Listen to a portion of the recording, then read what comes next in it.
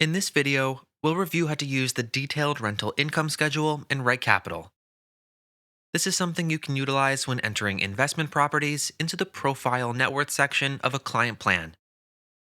If you have yet to add the property, you can do so by clicking Add Account, hovering over Property, and then choosing Investment Property.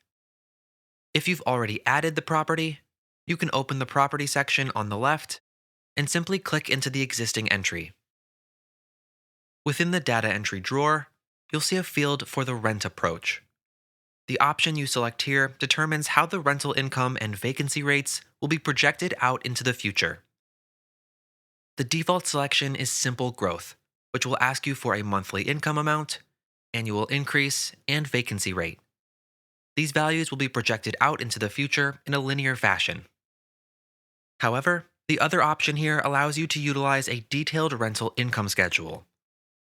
With this option selected, you can click Edit to open the detailed schedule. Rather than entering long-term values, you can instead enter specific values on an annual basis for both the monthly rental income as well as the vacancy rate. There are a couple of quick fill features here to make things easier when filling out this information. Clear All will reset all values in the schedule to 0. Interpolate can be used to fill in the gaps between two sets of values.